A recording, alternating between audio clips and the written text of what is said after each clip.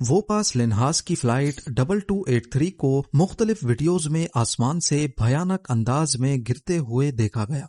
ATR 72-500 नामी ये जहाज एक ब्राजीलियन पैसेंजर एयरक्राफ्ट था जो कैस्कावेल से साओ पाउलो की जानिब जा रहा था, लेकिन लैंडिंग से सिर्फ चंद मिनट पहले ही ये हादसे का शिकार हो गया, जिसमें 57 पैसेंजर्स और 4 क्रू मेंबर्स की जान चली गई। ये न सिर्फ 2011 के बाद ब्राजील का पहला खतरनाक क्रैश था, बल्कि ब्राजील की एविएशन हिस्ट्री में भी इसको घातक माना जा रहा है। वीडियो में देखा जा सकता है कि जहाज फ्री फॉल करता हुआ किसी कटी हुई पतंग की तरह आसमान से गिर रहा है। वीडियो रिलीज होने के बाद एविएशन इंडस्ट्री से ताल्लुक रखने वालों के बीच खौफ की एक लहर दौड़ चुकी है, क्योंकि चाहे कोई भी एयरक्राफ्ट हो, वो कभी भी फ्री फॉल करता हुआ नीचे नहीं आ सकता। हमेशा जहाज ग्लाइड करके नीचे आता है। तो फिर आखिर वजह क्या बनी? इस बारे में तो अथॉरिटीज की जानिब से इन्वेस्टिगेशन लॉन्च कर दी गई है, लेकिन क्रैश से चंद मिनट पहले ऐसा क्या हुआ जो शायद इस हादसे की वजह हो सकती है। ब्राजील की एक लोकल एयरलाइन है जो ज्यादातर डोमेस्टिक डेस्टिनेशंस को कवर करती है। इनके पास 8 ATR 72-500 एयरक्राफ्ट्स हैं, जिनमें से एक 9 अगस्त को क्रैश हो गया। ATR 72 में 2 टर्बो प्रॉप इंजन्स पाए जाते हैं और इसके नाम में नंबर 72 इसकी सीटिंग कैपेसिटी को जाहिर करता है।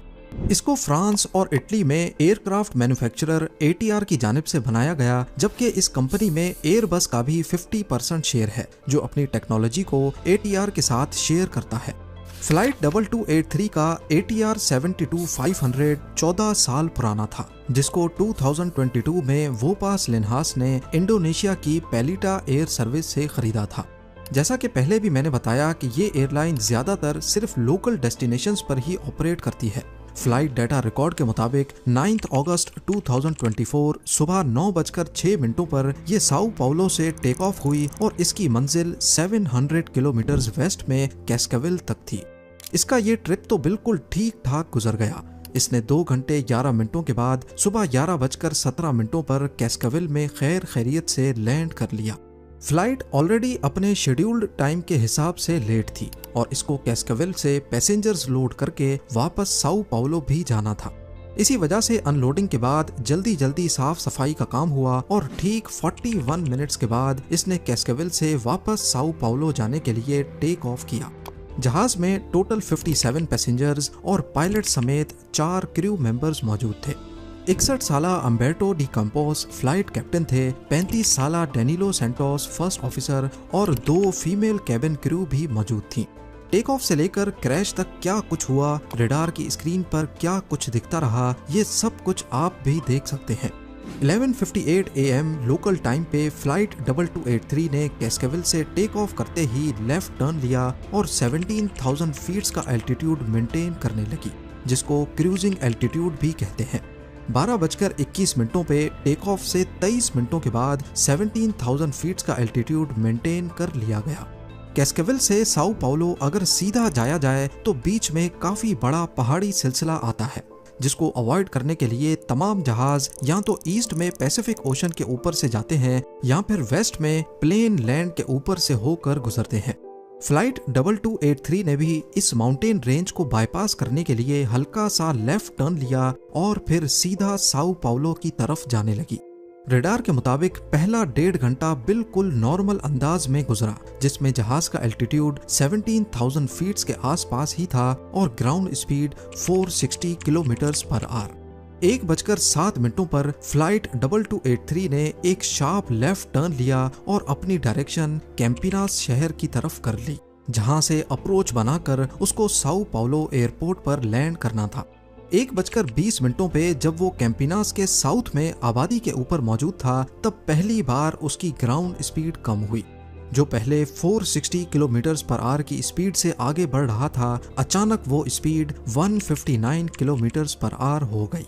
इसका रीजन क्या था ये तो अभी तक पता नहीं चला, लेकिन अगले ही मिनट 1:21 और 2 सेकंड्स पर पायलट ने अपनी ग्राउंड स्पीड को वापस 400 किलोमीटर पर आवर तक मेंटेन कर लिया। इस वक्त तक पायलट ने किसी किस्म की कोई इंफॉर्मेशन एटीसी को नहीं दी। ये वो पॉइंट था जहां से जहाज की डायरेक्शन साओ पाउलो एयरपोर्ट की तरफ करनी थी और रेडार में हम देख भी सकते हैं कि पायलट ने जहाज को राइट टर्न करवाना शुरू कर दिया।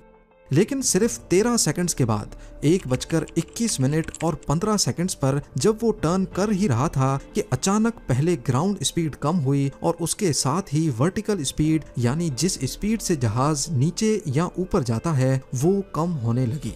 रेडार में देखा गया कि 17,000 फीट्स पे उड़ने वाला जहाज 13,000 फीट्स पर मिनट की स्पीड से नीचे आने लगा, वो भी गोल घूमता हुआ। और इस दौरान इसकी ग्राउंड स्पीड यानी आगे बढ़ने वाली स्पीड 400 से कम होकर 100 किलोमीटर पर आवर तक रह गई। इस पूरे प्रोसेस में सिर्फ 1 मिनट और 14 सेकंड्स ही लगे, यानी इतने कम वक्त में जहाज 17,000 फीट से सीधा जमीन पे आ गिरा। इस दौरान जहाज 180 फीट पर सेकंड की स्पीड से नीचे आ रहा था और पायलट्स के पास शायद इतना वक्त नहीं था कि वो एटीसी को भी अपनी सिचुएशन के बारे में आगाह कर सकें। जिस जगह पे फ्लाइट की वर्टिकल स्पीड कम होना शुरू हुई और जिस जगह इसने क्रैश किया, इसके बीच सिर्फ 1.3 किलोमीटर का ही फासला है। इस अचानक गिरने के पीछे की असल वजह क्या थी, ये तो इन्वेस्टिगेशन के बाद मालूम पड़ेगा। लेकिन अभी तक जो मालूमात मौजूद हैं उसके हिसाब से जिस एरिया में क्रैश हुआ वहां 12,000 से 21,000 फीट के एल्टीट्यूड पर पहले से बर्फ जमने की इंफॉर्मेशन तमाम पायलट्स को दी गई थी, जिसको सिगमेट एडवाइजरी यानी सिग्निफिकेंट मीटरोलॉजिकल इंफॉर्मेशन भी कहा जाता है।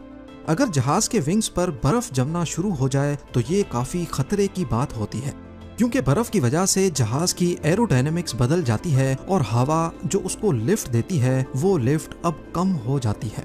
बर्फ जमने की वजह से दूसरा मसला ये भी होता है कि विंग्स, रडर्स, एलरॉन्स और एलिवेटर्स जो कि एयरक्राफ्ट के मूविंग पार्ट्स होते हैं उनके बीच बर्फ फंस जाती है और वो हिल नहीं सकते, यानी पायलट के इनपुट देने के बावजूद जहाज राइट या लेफ्ट नहीं हो पाएगा। इस चीज से बचने के लिए अक्सर मॉडर्न एयरक्राफ्ट्स में तो ऑटोमेटिक हीटिंग सिस्टम होता है जो अहम हिस्सों पर बर्फ जमने ही नहीं देता। कुछ एयरक्राफ्ट्स ऐसे होते हैं जिन पर फ्लाइट से पहले एक खास केमिकल का स्प्रे किया जाता है जिससे बर्फ जम नहीं पाती। ATR 72-500 में मुख्तलिफ किस्म के डी आइसिंग सिस्टम्स इंस्टॉल हैं। उसके विंग्स पर न्यूमेटिक डी आइसिंग बूट्स लगे हैं जो वक्फे वक्फे से बर्फ को हटाते रहते हैं। इसी तरह इसके प्रोपेलर्स, विंडशील्ड और इंजन में भी डी आइसिंग सिस्टम्स इंस्टॉल्ड हैं।